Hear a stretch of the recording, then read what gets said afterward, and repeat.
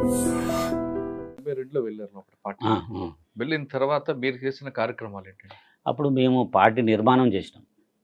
Party నిర్మాణం, కొత్త కార్యకర్తలను పార్టీలోకి పార్టీ చేర్చుకోవడం. నిర్మాణం ఎలాగుండేదండి? అప్పుడు శ్రీకాకుళం రైతాంగ పోరాటం వస్తున్న పార్టీ తెలంగాణలోకి అదే ఊపుతో వచ్చిందా? లేదు క్రమేపీ పుంజుకుంటూ వచ్చిందా? గ్రామాలలో అంటే పెత్తందారి అప్పట్లో శ్రీకాకుళం ఎక్కువ ఉంది కదా. శ్రీకాకుళంలో ఎక్కువ ఉంది. కానీ నీకు వరంగల్, కరీంనగర్లో ఈ ప్రాంతాలలో భూస్వామ్య దోపిడీ బాగుండేది. భూస్వాములు, ఎట్టి చాకిరి, వానికి మనిషికి గౌరవం లేకుండా వాడు మాట్లాడే విధానం, ఒక లేడీ అంటే ఆడామె అనే లేడీ అనే గుర్తుండకుండా, ఒక స్త్రీకని విలువ గౌరవం లేకుండా ఆమెను హీనంగా చూసే విధానం, మాట్లాడే విధానం. దాంతోనే మేము కలిసిన తర్వాత ఉద్యమానికి వాళ్ళంతా బాసటగా నిలిచాను. కాదన్న అప్పట్లో శ్రీకాకుళం ఉద్యమ స్ఫూర్తితో వెళ్ళారా? లేదా ఇక్కడ పరిస్థితి ప్రభావం? లేదు, నాకు ఈ ఉద్యమం స్ఫూర్తి నాకే తెలియదండి. నాకు అసలుకే తెలియదు. నేను పొద్దుగాల లేచి ఎక్కడ ఇంత పూజలు పునస్కారాలు ఉంటాయి, ఇక్కడ ఉంటాయి అని చెప్పి మేము కాలేజీకి వచ్చినప్పుడు దోస్తాన్లా తిరిగేది. అయితే మాకు తెలియకుండానే మా వెంకటేశ్వర్లు ఆ రాడికల్స్గా మారిపోయాడు. ఆ తర్వాత గోపాల్ సింగ్ అంటోడు మారిపోయాడు. లోకల్ ఫ్రెండ్స్ మేమంతా. మారిపోయిన తర్వాత ఇదేంటంటే ఇది బాగుంది, కొద్దిగా పేదలకు న్యాయం చేయవచ్చు అని అంటున్నారు. అట్లా న్యాయం చేయవచ్చు, మనం కొంత కావాలి. అప్పుడు శ్యామ్ సుందర్ రెడ్డి అని ఒక చనిపోయాడు, ఆయన కూడా ఎన్కౌంటర్లో. మా నాన్న వాళ్ళ నాన్న దగ్గరి మిత్రుడు, కొద్దిగా మంచి చెడుకు ఉండేటోళ్ళు వాళ్ళు. అట్లా మా తమ్ముడు అని చెప్పి ఆయన వెంబడేసుకొని తిరిగేది. నాకన్నా ముందు ఆయన లీడర్. పార్టీ నిర్మాణ దశలో మీకు ఎలాంటి ఇబ్బందులు వచ్చాయి? అంటే నేను పనిచేసిన వాస్తవంగా చాలామంది నేను అడుగులు తిన్నా, ఏదో కష్టపడ్డా అంటారు. నేనైతే కష్టపడలేదండి. నా లైఫ్లో నేను ఇంట్లో ఎలాగ బ్రతికినో నేను పార్టీలో కూడా అలాగే బ్రతికినా. నా ఉద్దేశం ఏంటంటే ప్రజల కోసం మంచి చేసినట్లయితే, వాళ్ళ కోసం తప్పించి పని చేసినట్లయితే మనకు ఆ ప్రజలల్లో ఎదురు ఉండదండి. మన గౌరవం కానీ, మర్యాద కానీ, మనం చూసే వాళ్ళ విధానం కానీ, మనలో చూసే విధానం కానీ నాకు అలాంటి లేదు. నాకు ఒక్కొక్కసారి నేను బయటకు వచ్చిన తర్వాత నాకు గుళ్ళల్లో నీళ్ళు తిరిగేది. ఎందుకు వచ్చినట్టు మనం సపరేక ఏదో కష్టం నష్టం దానిలో భరించిన దానిలోనే అయిపోయేది. నేను హీరోగా బతికినని ఏంది ఇదంతా దుర్మార్గులను చూసి వాళ్ళతో తిరగాలి, మనం లంగలను చూసి వాళ్ళతో సైలెంట్గా మనం ఉండాలి. నీకు వ్యవస్థలో అంటే నా చిన్నప్పుడు కూడా నాకు లంగలు దొంగలు ఎవరు తెలియదు. భూస్వాములు అంటే వాళ్ళు గ్రామాలలో చూస్తుంటే మనం చూసి ఇట్లుంటుందని మా నాన్నమ్మని అడిగినప్పుడు చెప్పేదాన్ని, ఇట్లా విడ చెప్పేది. కానీ మాకు ఆంక్షలు ఏం లేవండి. అంటే మామూలుగా గౌరవించేటోడు, కాలు మొక్కేటోడు, దండం పెట్టేవాడు తప్ప మేము మాకేం అలాంటి నేను గురిగాలే. అంటే నేను పార్టీలో కూడా అదే విధంగా నేను బ్రతికినా. నేను గొప్పగా బ్రతికినా. చాలామంది అంటే మామూలు ఏంటంటే తిండి దొరకకపోతే తిండి అంటే ఒకవేళ మనం అనుకున్న కూరలు దొరకకపోతే ఏదో తొక్కు, మామిడికాయ తొక్కు, చింతకాయ తొక్కు, ఏదో తొక్కు తీసుకొచ్చి నాకు పెట్టేవాళ్ళు. నేను కొద్దిగా తినే విషయంలో కొద్దిగా వెనక ముందు ఆడితే మా సిద్దిపేటలో రావురూకులు అనే గ్రామం ఉంటుంది, మల్లమ్మ అనే ఉండే మల్లమ్మ. ఆమె నాకు రెడ్డిల దగ్గర పచ్చడి కొని వీడు తింటట్లేడని చెప్పి పాపం పచ్చడి వాళ్ళ దగ్గర అడుకొచ్చి నాకు పెట్టేది. మా కూరలు తింటట్లేడు, కొద్దిగా పాపం ఇబ్బంది పడుతున్నాను పెట్టి నాకు ఇది దీని బిడ్డ బాగుంటుంది, పలానా రెడ్డి దగ్గర తీసుకొచ్చిన అని చెప్పేది నాకు. అంటే నాకు అట్లా ఆదరణ నన్ను బాగా చూసిన దాఖలాలే. కానీ ఏదో నేను కష్టపడ్డదైతే నేను ఉద్యమంలో 12-13 సంవత్సరాలను అర్థం పనిచేసిన. నాకు కష్టం అనేది పార్టీలో నాకు తెలియదు. నేను వాస్తవం ఇది మీ 13 సంవత్సరాల్లో ఉద్యమంలో మీకు బాగా గుర్తుండిపోయిన సంఘటన చెప్పు. అంటే ప్రజల కోసం చేసింది కానీ లేదా దాడులు చేసింది? అంటే నేను వరంగల్లో పనిచేసినప్పుడు అప్పుడు మైన్స్ కొత్తగా పడుతున్నాయి. మేము అంతా తిరిగి అందరిని మొబిలైజ్ చేస్తున్నాం. ఇప్పుడు వెలిశాల గ్రామం, అక్కడ కొంతమందిని ఫుల్ టైం తీసి పంపించడం, టేకుమంట్ల గ్రామం ఫుల్ టైం తీసి పంపించడం. ఆ తర్వాత నేను గణపతి కొరియర్గా ఉన్న కొన్ని రోజులు, ఆయన జిల్లా సెక్రటరీ ఉన్నప్పుడు కొరియర్గా ఉండేది. నన్ను బాగా ప్రేమ చేసేది ఆయన. నేను కొద్దిగా పనిచేస్తే శ్రద్ధగా పనిచేసేది, కొద్దిగా పకడ్బందీగా పనిచేసేది. ఆయన నన్ను బాగా ఇష్టపడేది. ఆయన ఎటన్నా పోయినా నన్ను వెంట తీసుకొని పోయేది. మీకు చెప్పేదానికి వస్తున్నాను నేను. అయితే తీసుకుపోయి అక్కడక్కడ తిప్పి నన్ను మళ్ళీ పంపించేది. అయితే ఉద్యమము నాకు ఆయన విషయాలు ఆయనే చెప్పేది. ఇట్లా చేయాలి, నిర్మాణం ఇట్లా చేయాలి, ఇట్లా ఉండాలి. ఒకసారి ఇద్దరం హైదరాబాద్కి వచ్చినాం, నేను హైదరాబాద్కి వస్తే ఆటో ఎక్కినాం. ఆటో వాడు తొందరగా పోవాలే బాబు, మంచిగా జాగ్రత్త తీసుకోపోని నేను చెప్పాను. వాడు స్పీడ్ వాడు పోలీసు ఇట్లా ట్రాఫిక్ ఇట్లా ఆపుతున్నాడు, వాడు పట్టుకుపోయాడు. పట్టుకుపోయిన తర్వాత వాడిని ఆపాడు ఆయన. ఆపి దిగాడు. దిగి నీకు ఎంత కావాలని డబ్బులు ఇచ్చేసి, అరే మనం కుసరాకి వెళ్దాం కదా, వీనితో పోతే మనకు డేంజర్లో పడిపోతాం, వీడిని వదిలే అన్నాడు. మళ్ళీ కొత్త ఆడుకుని పోయినాం. నేను ఎందుకు దిగిందో నీకు అర్థమైందా అన్నాడు. అంటే పోలీసులు మన కోసం వెంటాడడం కాదు, ఇలాంటి అన్ఎక్స్పెక్టెడ్ కారణాల చేత కూడా మనకు నష్టం జరుగుతుంది అని చెప్పేటాడు. ఓహో అని చెప్పి నేను అట్లా గమనించేది. ఇది ఆయనను గమనించి నేను ఎక్కువ నేర్చుకునేది గణపతి గారిని ఇదంతా. ఆ తర్వాత మేము ఇక లోకల్గా ఉద్యమం చేసినప్పుడు మాకు అంకం సుదర్శన్ అని ఉండేవాడు. ఆయన ఇప్పుడు ఇక్కడ లేడు. ఆయన చాలా తెలివికలు, మైనింగ్ ఇంజనీర్ స్టూడెంట్. ఆయన చాలా తెలివికలోడు, ఉద్యమాలు చేసిండు. ఆ తర్వాత మా చుట్టుపక్కల గ్రామాలలో కూడా, హన్మకొండ చుట్టుపక్కల గ్రామంలో బాగా ఉద్యమాలు చేసిన. అదే తరహా మనం కూడా అందరినీ ఏకం చేయాలి పీపుల్ని అని చెప్పి నేను ఆ చిట్యాల పరకాల ఆ సైడ్ బాగా మొబిలైజ్ చేసినాం. మనం అనుకున్న దానికన్నా ఎక్కువనే చేసినాం పార్టీకి. అప్పుడు నిర్బంధం కూడా బాగానే ఉండే. ఆ తర్వాత నాకు గణపతి గారిని అడిగాను, నన్ను ఇక్కడ నేను ఉండడానికి ఇష్టపడతలేను, ప్రతిదీ మా నాన్నగారు మా అమ్మకి ఇట్లా ఉత్తరం రాసింది నాకు, మామూలు ఊళ్ళకెళ్ళి వెళ్ళిపోమంటావా లేకపోతే నువ్వు ఇక్కడి నుంచి వెళ్ళిపోతావా అని రాసిండు. నన్ను చేతులేదంటే నేను ఆగు, మళ్ళీ నాతో వద్దు, హైదరాబాద్లో ఉంటూ, లేకపోతే ఇక్కడికి నీకు ఇష్టమైన కాడ. గణపతి ఎప్పుడు కలిసారు మీరు? 84లో అప్పుడు మామూలుగా కలిసేదండి. 84, 85 దాకానే మామూలుగానే. సరే, మీరు ఉద్యమంలో ఉన్నప్పుడు మీరు చేయించిన దాడులు ఏమైనా గుర్తున్నాయా? నేను దాడులు ఏం చేయించలేండి, మేము నిర్మాణమే చేసినాం. నిర్మాణం ప్రొడక్ట్ అంతే. మేము అప్పుడు ఆ కాలంలో దాడులు అప్పుడు మాకు అవసరం లేదు. అప్పుడు ఆ ఉద్యమం కూడా కాదు, అంత విద్యార్థులను, యూత్ను పోగు చేయడమే, మహిళలను పోగు చేయడమే, పోగు చేసి ఉద్యమంకి అనుకూలంగా వాళ్ళని తయారు చేసి ఉద్యమంలోకి పంపించడమే. నేను ములుగుకు పనిచేసిన, ములుగు ఆర్గనైజర్గా పనిచేసిన. ఇప్పుడు అంటే నాకు ఇప్పుడు జీన్గు నరసింహరెడ్డి వాళ్ళంతా అప్పుడు ఉన్నప్పుడు వాళ్ళు కొత్తగా మేము జంపన్నకి ఇట్లా మేము అక్కడికి వచ్చి స్థిరపడి, నేను వెళ్ళిపోతున్న క్రమంలో ఆయన ఫుల్ టైమర్ అయ్యి అక్కడికి వచ్చాడు. ఏది ములుగు కాదు, ఏటునగరం దళంకి వచ్చాడు ఆయన.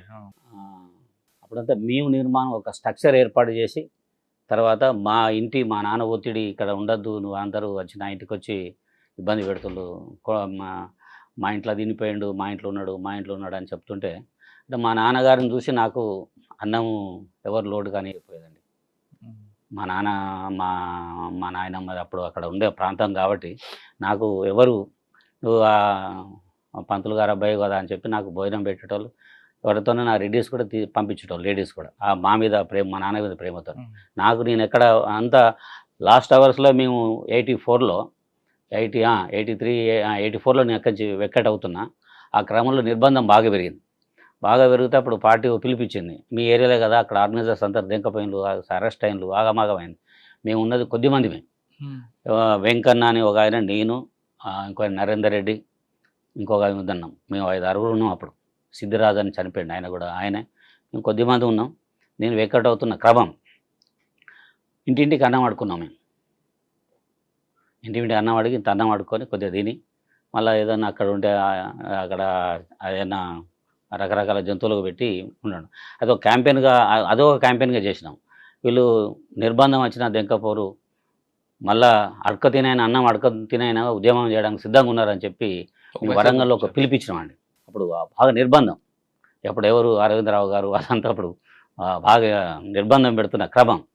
దాన్ని వాళ్ళంత ఒత్తిడి చేసినా కూడా మేము నా అన్నలు అంటోళ్ళు రాడికల్స్, అప్పుడు నక్సలెట్లని ఇంకా పేరు లేదండి, రాడికల్స్ వెనుకకి వెళ్ళిపోరు, ఉంటారు, మన ప్రజల కోసం ఉంటారు, ఉద్యమాలు చేస్తారు, వాళ్ళు ఆడుకొనైనా తిని ఉద్యమం చేస్తారు, మన ఏరియాని వదిలిపెట్టి వెళ్ళిపోరు అనేది ఆ వాతావరణాన్ని మేము కల్పించినాం.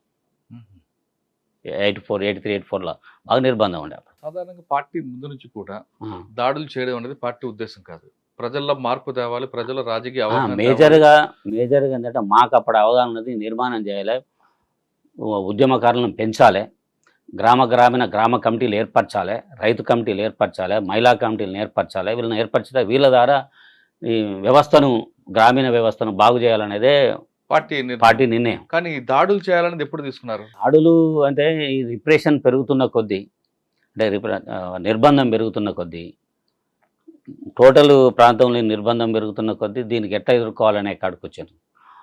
కొందరు అభిప్రాయాలు భూస్వాములను చంపాలి, వాళ్ళ ఒత్తిడి మూలంగానే మనకు జరుగుతున్నది, వీళ్ళని చేయాలి వాళ్ళని చేయాలని చెప్పి ఆ ఒత్తిడి ఉంటే, అంటే మేజర్గా ఏంటంటే ఈ గ్రామీణ ఉండే పెత్తందారుల ఒత్తిడి, భూస్వాముల ఒత్తిడి మూలంగానే జరుగుతుందనేది అందరూ ఏకాభిప్రాయం వచ్చింది. చేద్దాం, ఎవరైనా ఒకటి చేస్తే కొద్దిగా తగ్గుతుంది, భయంతోనైనా కొంత మనకు వెసులుబాటు కలుగుతుంది అనే దాంతో అప్పుడు ఏముందండి, మామూలుగా నక్సలైట్లు రాడికల్స్ వచ్చిందంటే కొద్దిగా పోతుందంటే కూడా దాడి చేసే క్రమం అది. ఇప్పుడు నేను వెలిశాల ప్రాంతంలో తిరిగినప్పుడు రాఘవాపురం ఉంటుంది, అక్కడ రాఘవాపురం మమ్మల్ని దారి కాసి చంపాలని ప్రయత్నం చేశాను, నేను ఇంకో అందరం కలిసిపోతాం. నేను అప్పుడు తీసి ఒక గ్రైండ్ విసిరేసిన వాళ్ళ మీద, మేము అంటే ఉరకలేని నిస్సహాయ స్థితిలో ఉన్నప్పుడు. ఆఖరికి ఏదో బాంబు పేలింగ్ ఎక్కడో అక్కడ, అరే వీళ్ళ దగ్గర బాంబులు వీళ్ళ దగ్గర పోవద్దనే కాడికి వచ్చాను అప్పుడు స్టార్టింగ్నే. అంటే గ్రామంలో వీళ్ళని రానివ్వద్దనే వస్తే మనకు ఇబ్బంది అవుతుంది. అప్పుడు సిపిఐ సిపిఎం పార్టీలు, ఈ కాంగ్రెస్ పార్టీలు కొద్దిగా దుర్మార్గంగానే ఉండేది. ప్రజల వాళ్ళే భూస్వాముల మీద దాడి చేయడం కాకుండా పోలీసులపై దాడి చేయాలి అనే నిర్ణయం వరంగల్ దగ్గర పెంబర్తిలో కొండపల్లి సీతారామ గారు పెట్టిన మీటింగ్ ద్వారా లేదండి. అందుకే నాకైతే నాకు ఐడియా లేదు. లేని దాన్ని నేను ప్రస్తావించి దాన్ని బలపరచడం కూడా కరెక్ట్ కాదు. నాకు తెలిసిన వరకు లేదు. పోలీసుల మీద అటాక్ నేను కొన్ని పోలీసుల చంపాలన్నా కూడా నేను వ్యతిరేకించేది. మనకు ఉద్యమం లేదు, మన స్థాయి లేదు. స్థాయి లేని దగ్గర పోయి ఇప్పుడు ఉత్తగా దొరుకుతారు, బాటబండి పోతుంటే ఎవడైనా దొరుకుతాడు, పోలీసు వాడు దొరుకుతాడు, ఎవడైనా దొరుకుతాడు. అది చంపడం మంచిది కాదనేది నా వాదన. నిర్మాణం చేయాలనేదే మన వాదన. పొలిటికల్గా వాళ్ళను రాజకీయంగా ఎడ్యుకేట్ చేయాలి, వాళ్ళకు నిర్మాణ బలాన్ని, బూర్జా పార్టీలు వారికి స్థానికత్వాన్ని, వ్యక్తిత్వాన్ని ఎట్లా పెంచుతుందో ఇలాంటి వ్యక్తిత్వాన్ని మనం పెంచాలి, వాని ఉందాతానాన్ని పెంచాలి, వాని ఆత్మాభిమానం పెంచాలి. పెంచినప్పుడు వాడు తప్పకుండా ఉద్యమిస్తాడు. ఉద్యమంలో కూడా ఆర్థికంగా లో ఉన్న వాళ్ళు, అప్పర్ ఉన్న వాళ్ళు ఉద్యమాలకు ఎవరు రాడండి. మిడిల్ క్లాస్ పీపుల్ ఎక్కువ వస్తారు. కారణం ఏంటంటే వాడికి ఆత్మాభిమానం ఉంటుంది, ఉందాతనంగా బతకాలనుకుంటుంది. కానీ అక్కడ సమాజం వాడిని రకరకాల ఇబ్బందులు పెడుతుంటుంది. దానికోసం వాడు ఆఖరికి ఉద్యమం బాగవుతుందని చెప్తున్న వాళ్ళకి ఆకర్షితుడవుతాడు, వాడు ఉద్యమం చేయడానికి ముందుకు వస్తాడు. వరంగల్ రాంప్రసాద్ మెదక్ రామన్నగా ఎప్పుడు మరి 85లో వచ్చిన నేను. అదే మధ్యలో వచ్చిన తర్వాత హైదరాబాద్లో ఎక్కువ కాలం ఉన్నా నేను. అదే వాళ్ళు ఏమన్నారంటే నాకు నేను ఫైరో అంటే ఫైరో అంటారు కదా, గణపతి గారితో చెప్పి నాకు టౌన్ ప్రాంతం ఉండే గ్రామీణ ప్రాంతం ప్రాంతం కూడా చూడు అంటే అక్కడ ములుగిస్తే ఆ ములుగు అడవులలో తిరిగితే అప్పుడు పుల్లారెడ్డి గారు ఉండే. నన్ను 2 సార్లు పట్టుకున్నాను, చంపేస్తారు అనుకున్న వాళ్ళు. ఇప్పుడు ప్రసాద్ బయటనే ఉన్నాడు, మోహన్ రెడ్డి అని. నన్ను పట్టుకున్న ఆయన పాప పుల్లారెడ్డి ఆయన ఏమన్నారంటే, రే వీడు మన చాలాసేపు నాతో మాట్లాడి ఇదేం మాట్లాడితే వీడు ఉల్లిగడ్డ లాంటి వాడు, వీడు పిక్కితే బూరు వస్తుంటుంది. నాగరికి ఎక్కడ పోవాలో ఒక దారి తప్పి అడవిలో ఉన్నాడు, ఏ రోడ్డుకి ఎక్కించరా అని చెప్పి ఒక గ్రామీణ అతన్ని అప్పచెప్పాడు. నేను ఫలాని మల్లంపల్లి రోడ్డుకి పోతుంటే ఆ మల్లంపల్లి రోడ్డుకి అప్పచెప్పాడు ఆయన. అంటే అక్కడ నాకెందుకో నన్ను ఆయన కూడా పుల్లారెడ్డి గారు కానీ ఆ మోహన్ రెడ్డి గారు నన్ను ప్రేమ చేసిండు. అక్కడ వాళ్ళు ఉంటే వాళ్ళకు వైరుధ్యం ఉండే, చంపేస్తారని. కానీ నేను కూడా భయపడ్డాను. అప్పుడు దగ్గర ఒక చిన్న పిస్టల్ ఉండే, 2 గ్రైనేడ్స్ ఉండే. అప్పుడు ఒంటరిగా ఒక్కరు ఇద్దరు తిరగాలనేది రూల్ ఉండే.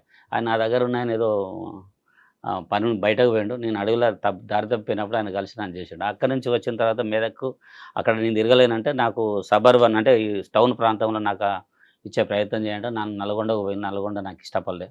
ఆ తర్వాత మెదక్ వచ్చిన తర్వాత మెదక్కు నిలబడ్డా నేను. మెదక్ సిద్దిపేట ప్రాంతంలో అప్పుడు నాకన్నా ముందు నాతో పాటు అప్పారావు గారు, అంకం బాబురావు, నేను మెదక్ జిల్లాకు వచ్చినాం. నేను కొంత స్టూడెంట్ లీడర్గా ఉన్నా. మీరు సిద్దిపేట ప్రాంతంలో ఉన్నారు. ఇక్కడ గిరాయిపల్లి గురించి చెప్పండి. గిరాయిపల్లికి ఏం లేదండి. గిరాయిపల్లి ఇక్కడ మొదటి ఎన్కౌంటర్ అక్కడే కదా. మొదటి ఎన్కౌంటర్ వాళ్ళని అడవిలో చంపేసిండు. వరంగల్ సుధాకర్ అని చెప్పి మురళీమోహన్ రెడ్డి, వాళ్ళను సూరపనేని జనార్దన్ వాళ్ళు అక్కడ అడవిలోకి తీసుకొచ్చి చంపేశారు అంతే తప్ప అక్కడ ఏదో ఉద్యమం నిర్మించిన వాళ్ళు మెదక్ జిల్లాకు ఆర్మీ చేద్దామని వచ్చారు. వాళ్ళు ఎక్కడో పట్టుకుని అక్కడ చంపేశారు తప్ప అక్కడ గిరాయిపల్లి గ్రామం అంతా కూడా పార్టీకి పట్టుంది కదండి. మేము వచ్చిన తర్వాత పట్టుంది. హైదరాబాద్ నుంచి అందరం వచ్చినాము. అంకం బాబురావు, నేను, అప్పారావు, కొంతమంది. ఆ ఎన్కౌంటర్ గురించి ఐడియా ఉందా మీకు?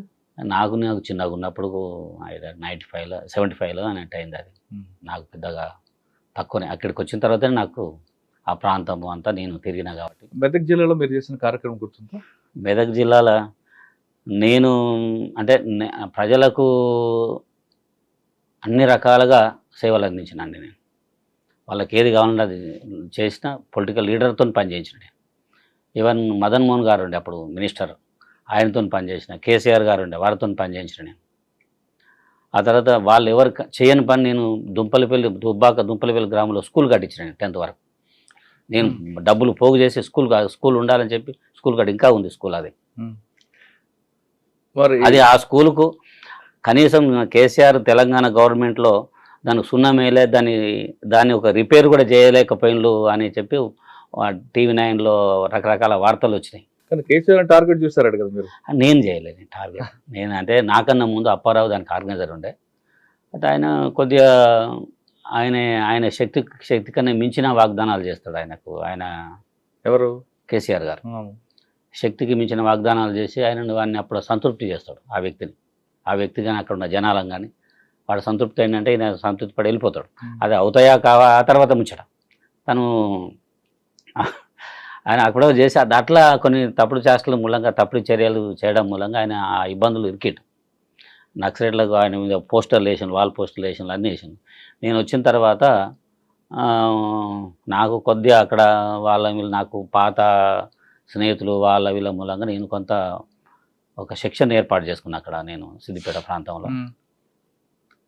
వాళ్ళందరూతో మాట్లాడిన తర్వాత అక్కడ నీ గ్రామ వాతావరణంలో అంతా గ్రామంలో అప్పటిదాకా కింద నుంచి పైదాకా రెడ్డిల పెత్తనమే. అక్కడ వీళ్ళు వెల్మాస్. వీళ్ళు ఎక్కడంటే మండలంలో సిద్దిపేట మండలంలో 3-4 ఇళ్ళు ఉండే, అంతే 5-6 ఇళ్ళు. అక్కడ లెక్కల పెట్టుకున్నట్టు వీళ్ళు దొరలు కూడా కాదు, మామూలుగా ఏదో మధ్యతరగతి జీవనం కొనసాగించే పీపుల్. బలం లేని వ్యక్తి మీద మీరు పోస్టర్లు వేసి అంటే ఈయన చర్యలు అలాంటివి ఉండేది. పోస్టర్లు వేసారు? నేనే వేయలే, అప్పారావు గారు అని చెప్పి నాకన్నా ముందు ఆర్గనైజర్ ఆయనే. అక్కడ సిద్దిపేట మెదక్ రామన్న కేసీఆర్ టార్గెట్ చేశారు. నేను ఈ టార్గెట్కి వచ్చిన తర్వాత నేను పార్టీతో మాట్లాడి, స్టేట్ కమిటీతో మాట్లాడి ఆయనను పిలిచి మాట్లాడతా, నేను చంపినా కూడా మనకు దరిద్రం చుట్టుకుంటారు తప్ప వేస్ట్ అని చెప్పిన. నేను నా అభిప్రాయంగా చెప్పిన. అప్పుడు మా పుల్లూరు గ్రామంలో వెంకటరామారావు గారు ఉండే, ఏపీ టీచర్ ప్రెసిడెంట్ ఆయనే పాపం కేసీఆర్ గారు లాంటి వాడు బ్రతకాలే, బాగుంటుంది, ఉండాలి అని చెప్పి నాతో బాగా చర్చ పెట్టాడు ఆయన టీచర్. మా ఏపీ టీచర్ అంటే మాకు కొద్దిగా అనుబంధంగానే ఉండేవాడు.